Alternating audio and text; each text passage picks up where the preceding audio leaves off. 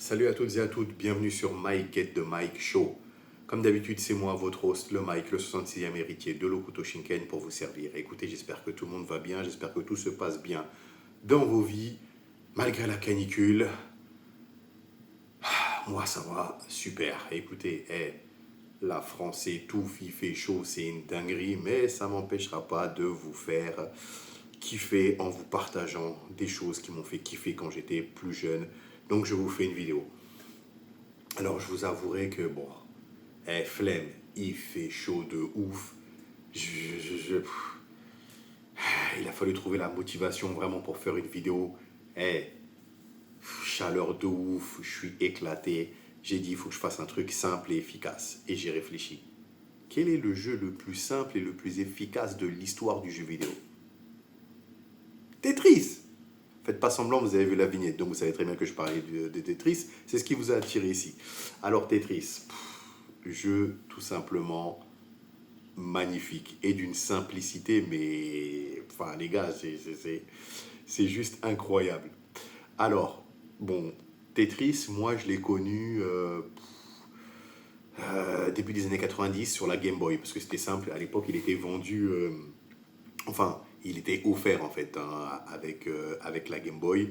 C'est comme ça qu'il s'est diffusé, je pense que la Game Boy, enfin la version Game Boy, c'est peut-être sans doute à mon sens la, la version la plus connue, hein, parce que bien évidemment le jeu a été adopté, enfin a été adapté pardon, sur 20 000 supports entre temps. Enfin bon bref, le principe vous le connaissez, c'est tout simple, il faut faire des lignes. Ça paraît con comme ça, hein. Faut faire des lignes. Alors il y avait un dicton, apparemment c'était les créateurs, enfin le créateur qui disait ça, ou un journaliste, je ne me rappelle plus. En tout cas bref, ça disait qu'il fallait une seconde ou une minute pour comprendre le jeu, mais qu'il fallait toute une vie pour apprendre à le maîtriser. Et c'est vrai, en fait, il faut juste faire des lignes, c'est d'une simplicité folle, mais le jeu, il est addictif, c'est juste une dinguerie. Alors, comme d'habitude, vous me connaissez, un peu de contexte. Alors, donc, Tetris s'est créé en 1984 par un ingénieur soviétique qui s'appelait Alexei Pajin, Pajinov. Bon, je vous l'écris. Donc lui, en fait, il travaillait pour l'Académie des sciences, je vous mettrai le nom de l'académie, là-bas en URSS. Et donc, il a créé ce jeu qui était à la base, qui tournait sur une console qui s'appelait Electronic 60. Console soviétique, bon bref. Donc il crée le truc, il le montre à ses collègues ils kiffent. Tout de suite, c'est l'addiction. Les gens, ils jouent, ils jouent, ils jouent, ils jouent, ils jouent, ils jouent, ils jouent. Bon, tout le monde se rend compte du potentiel du jeu. Bon, le problème, c'est qu'on est en URSS, on est en pleine guerre froide, et en URSS, la propriété intellectuelle n'existait pas. Donc lui, Alexei, il aurait bien aimé exporter, propager son jeu partout dans le monde, mais la propriété industrielle n'existait pas et puis les frontières étaient fermées. Donc, ce qui s'est passé, c'est qu'il s'est arrangé avec l'un de ses boss à l'Institut. En fait, il a cédé les droits, enfin même si la propriété industrielle n'existait pas, en gros, il a cédé les droits à cette personne pour que cette personne puisse tenter de pouvoir vendre le jeu à l'extérieur. Bon, je vous fais un résumé rapide. Finalement, la personne le fait. Le jeu passe par une société anglaise en Hongrie. Le jeu connaît un succès dans toute l'Europe. Après, c'est vendu aux États-Unis. Bref, le jeu, succès fou. Les Russes, ce qu'ils font, du coup, la société, enfin l'académie, là, ils signent un contrat de 10 ans en échange de redevances et la société anglaise, enfin, eux, ils gèrent, ils s'occupent de gérer les ventes de Tetris, les adaptations sur les différents supports. Donc, en gros, c'est ça l'histoire. Jusqu'à la fin des années 80, où Nintendo, qui en fait va lancer sa console Game Boy, se dit ça serait pas mal d'avoir Tetris sur cette console. Parce qu'en vrai, Tetris, c'est un jeu tout simple. On n'a pas besoin d'une console super puissante et c'est super addictif. Donc, du coup, Là, pareil, Nintendo parce qu'entre-temps, le jeu, comme je vous dis, il a été adapté sur Atari, etc. Bref, entre-temps, Nintendo se débrouille pour récupérer les droits, ils réussissent à le faire. Encore une fois, je vous fais un résumé rapide. Donc de là, ils sortent le jeu sur la Game Boy, le jeu sort aussi sur la NES, etc. Donc le jeu continue son petit bonhomme de vie et on retrouve notre Alexei qui en 1991 émigre aux États-Unis et là-bas il crée la Tetris Company. Ok. Bon, il faut savoir que lui il a rien touché. Hein. Le jeu il a marché, mais lui il n'a pas touché un copec. Hein. Bref. Et finalement, ce qui se passe, c'est que les Russes de l'académie, ils récupèrent les droits de Tetris, parce qu'il y avait un contrat de 10 ans. Donc ils récupèrent les droits, et en 1996, encore une fois, je vous fais un résumé rapide, ils rendent les droits à Alexis, qui donc, avec un partenaire, comme je vous dis, ont créé la Tetris Company, et en gros, avec la Tetris Company, ça s'occupe de générer les droits et de gérer les droits de Tetris et surtout de stopper toutes les copies. Hein. Donc, tu crées un jeu sur la même base de Tetris, tu reçois un mail, hey, arrêtez ça, sinon on vous attaque. Bref, en gros, c'est ça le concept. Et maintenant, Alexei, il a pu toucher des droits d'auteur sur chaque copie du jeu et puis sur tous les objets liés à Tetris. Donc, voilà pour la petite histoire. Écoutez, donc ce qui va se passer, c'est qu'on va faire simple. Je vais prendre la version Game Boy, celle que j'ai connue, celle que j'ai le plus fumée, et puis je vais y jouer jusqu'à ce que je perde. Je vais vous montrer un petit peu comment ça se passait. Il n'y a pas grand-chose, vous allez voir, à comprendre. Le jeu est simple, mais super addictif. Pour moi, c'est l'un des meilleurs jeux de l'histoire, parce que, en fait, c'est rien. Il faut juste faire des lignes. Il n'y a pas besoin d'être un génie pour le faire, et ce jeu est juste magnifique. Donc, on est parti pour Tetris version Game Boy. On met les piles dans la Game Boy et puis on est parti.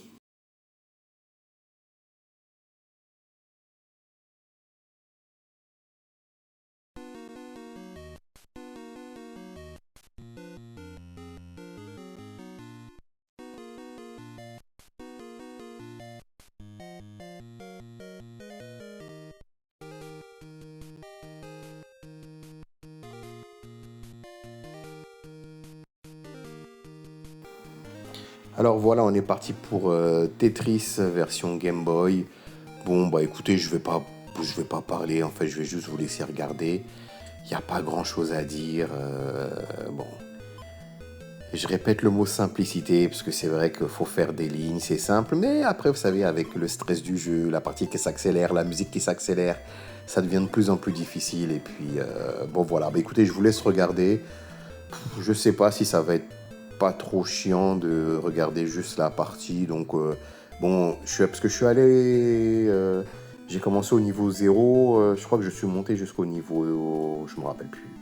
Je crois niveau 9 où j'ai dépassé. Donc, bon, c'est peut-être une partie qui doit durer, je sais pas, peut-être une quinzaine de minutes. Bon, je sais pas si c'est peut-être un peu trop long pour vous. À ce moment-là, je couperai et puis je mettrai la version, la version NES pour que vous puissiez voir à quoi ça ressemblait.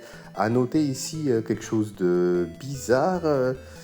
J'ai pas eu la fusée parce qu'en fait, quand vous jouiez, quand vous faisiez des gros scores, vous pouviez faire décoller différentes fusées.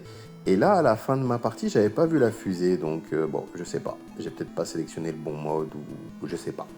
Enfin bon, bref, donc voilà, je vous laisse regarder un petit peu la partie. Donc Tetris version Game Boy. La version NES arrive après.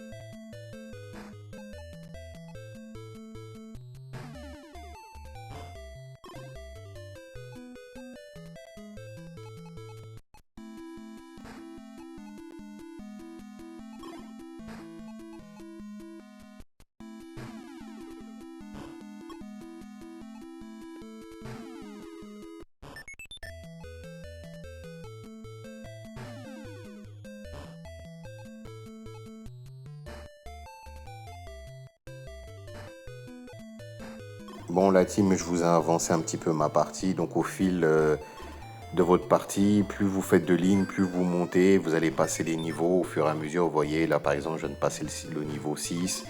Donc, j'étais parti du niveau 0, etc., etc. Vous continuez à monter, tant que vous faites des lignes, quoi. Mais au fur et à mesure, le rythme s'accélère, les pièces arrivent de plus en plus rapidement, la musique s'accélère aussi, donc ça vous met dans un état de tension, de stress, enfin bref, ce jeu est magnifique.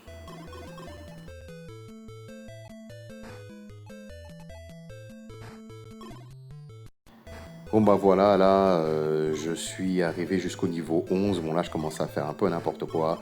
La musique s'accélère, les pièces arrivent plus vite et voilà. Donc j'ai perdu. Alors comme je vous disais, j'ai pas compris pourquoi j'ai pas eu la fusée moi qui décollait après ma défaite, parce que j'ai quand même un score là qui est assez important. Vous voyez, j'étais le premier de la liste là, mais bon, j'ai pas réussi à avoir la fusée. Bon, c'est pas grave, on passe à la NES maintenant.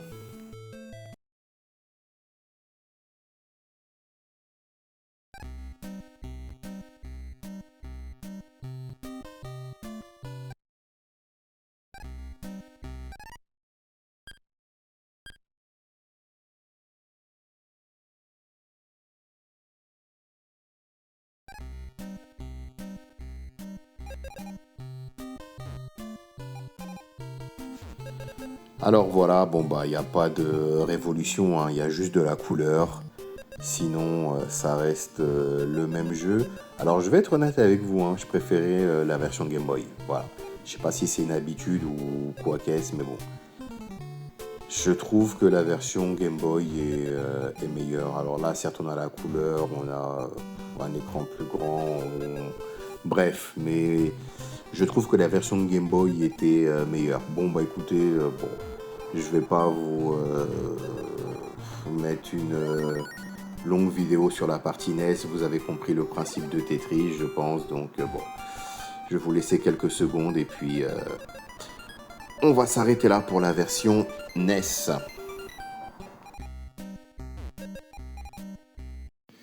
Et voilà la team, hein. Tetris, ça vieillit pas, c'est simple, c'est dinguerie, c'est tout simple, comme je vous dis. Là même, j'ai dû m'arrêter parce que sinon je repartais, enfin bon, bref. Donc voilà, il n'y a pas grand chose à dire, ce jeu est juste. Parfois la simplicité, c'est ce qu'il y a de mieux. Bon, l'histoire, elle était un petit peu triste, hein, pour notre camarade Alexei, là, il vous rendez compte, le mec, il arrive aux États-Unis, il se rend compte que son jeu s'est vendu à des millions d'exemplaires et il n'a pas touché un euro. Enfin, à l'époque, c'était des francs. Un franc. Il n'a rien touché. Mais malgré ça, il avait dit qu'il était honoré et qu'il se sentait humble face au succès de son jeu. Pardon. Pour la petite histoire, je vous avais dit qu'à l'époque, Nintendo, ils avaient récupéré les droits, hein, auprès de la société détentrice des droits d'exploitation dans le monde de Tetris. À l'époque, ils avaient payé 500 000 dollars pour ces droits, plus une redevance de 50 cents par cartouche vendue. Voilà. Alors, vous savez ce que je dis toujours, ce que Jay-Z dit toujours, les hommes mentent mais pas les chiffres. Donc du coup, je vous ai trouvé quelques chiffres. Alors, il faut savoir que la version Game Boy, alors, la version Game Boy a vendu plus de 30 millions d'exemplaires, 30 millions 260 000 exemplaires pour être exact. Je vous rappelle que la redevance, elle était de 50 centimes, hein, par jeu. Donc vous voyez là, calcul rapide, on est à plus de 15 millions, quoi, en gros, de dollars de redevance. Faut savoir qu'à l'époque, hein, Tetris en 2009, c'était le quatrième jeu il est le quatrième des jeux les plus vendus dans le monde. Dinguerie, hein. La version NES, parce qu'il y avait aussi une version NES que je vous ai montré là vite fait à la fin, elle a été vendue à 5,5 millions d'exemplaires. Pareil, sur ça aussi, il y avait 50 centimes, hein. En fait, je suis en train de regarder les chiffres, c'est impressionnant, hein. C'est impressionnant. ce jeu et dire qu'il avait pas, il avait pas touché un rond au départ. Eh les gars, vous savez, bon après c'était l'époque, c'est différent, mais ça c'est une leçon pour tous les jeunes. Vous créez un truc, faites un contrat les gars, faites un contrat. Bon, lui dans son cas c'était différent, c'était l'URSS, c'était compliqué, machin et tout, bref, il n'y a pas de souci. Mais vous les gars, faites un contrat. Parce que là, vous vous rendez compte, imaginez-vous, vous avez un truc, vous l'avez créé, il vend 15 millions, non, non, j'ai dit 30 millions, plus vous rajoutez les 5 et quelques de la version Game Boy, on a 35 millions, et il y a un bug dans une société qui va toucher 50 cents par cartouche, alors que vous l'avez écrit, vous n'avez rien touché. Mais ça, c'est un truc, tu commences à mal dormir la nuit, mais tu dors même pas. Bah oui, vous êtes là en train de vous plaindre, oh, il y a la canicule, on dort pas. Lui, il peut pas dormir, c'est une dinguerie ça. Enfin bon, bref, il a récupéré ses droits, et tout va bien dans le monde. Voilà, bref. Donc, je vous ai aussi trouvé les notes. Attendez. Je vous avais trouvé les notes de Tetris. Forcément, là, je vais plus les trouver, sinon c'est pas drôle. Ah, voilà, je les ai. Alors, il y avait le magazine CVG, c'est un magazine britannique, qui avait donné 95% à la version Game Boy. Il y avait Tilt, ça c'était un magazine français, qui lui avait donné la note de 19 sur 20. Il y avait un magazine, All Game, magazine américain, qui avait donné la note de... Attends, c'est combien? 5 étoiles sur 5. Hein. Et il y avait jeuxvideo.com qui lui a donné la note de 19 sur 20.